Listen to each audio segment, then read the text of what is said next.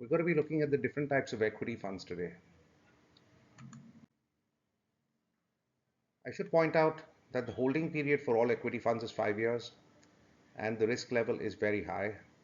So we're going to get into these funds only when we're able to invest for 5 years and we're willing to take on the risk that's associated with equity funds. Unlike fixed income funds where you had to monitor the holding period to make sure that you invest in accordance with your time frame for investing, over here it's consistent across the board.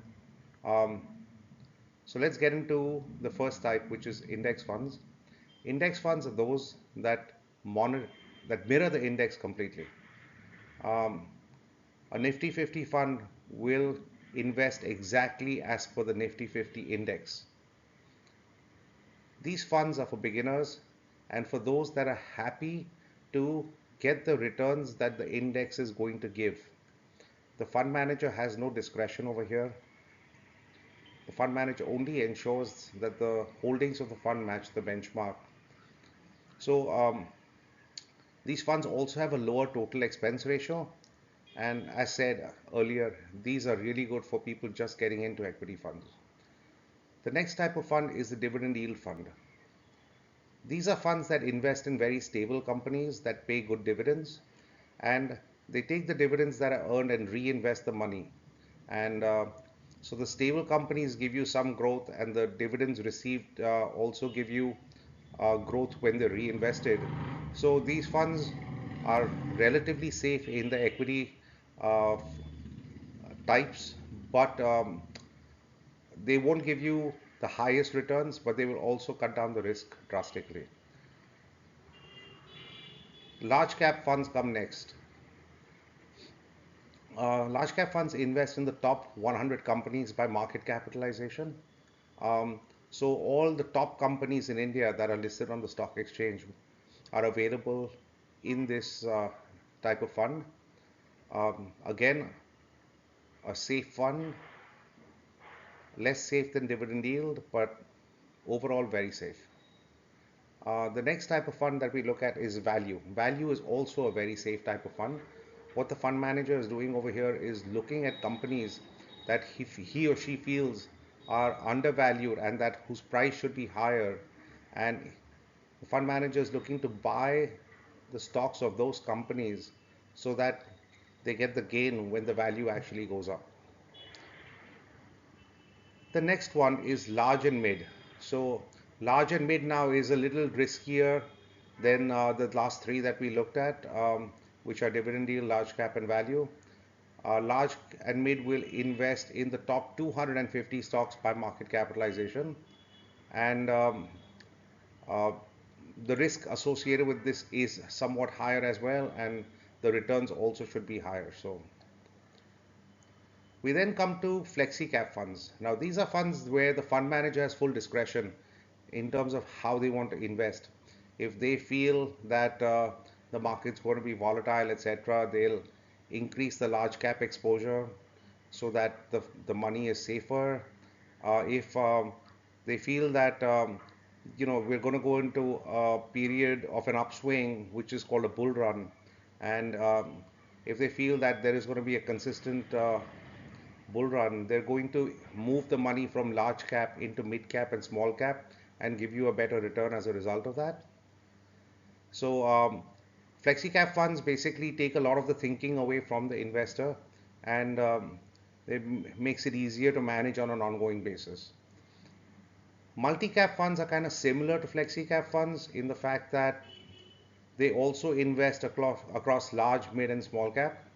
But over here, they have to be in the range of 25% for each of those market capitalization categories. And so the fund manager has less discretion over here. Um, these funds actually have been doing better than flexi cap funds as of late because in a lot of cases they have a higher allocation towards mid and small. So what ends up happening is they have actually given better returns than the flexi cap funds, but again, then the risk is higher as well. We then come to the mid cap funds, which again is the 101st to the 250th company by capitalization. These funds give good returns consistently if held for a very long period of time. There is a higher level of risk and volatility as compared to large cap funds. Um, but if you want to take a chance and take a little more risk than large cap funds, this is the way to go. And then small cap funds would take on even more risk because they invest in much smaller companies. So the 251st company onwards by market capitalization. And these funds tend to um, take on the maximum amount of risk and the maximum amount of volatility if you go by market capitalization. Focus funds are funds that invest in a very limited set of companies. So you'll see some funds say that, you know, this fund will invest in the top 30 companies, or or invest in 30 companies. So but they keep their universe very small, and that adds to the risk of the fund. But these funds can also give you very good returns. We then come to thematic funds. So thematic funds are even riskier now because you're investing in a theme such as infrastructure. So if you invested in an infrastructure fund, you would be investing in companies such as those that are involved in roadways or in construction or ports or shipping, that kind of stuff.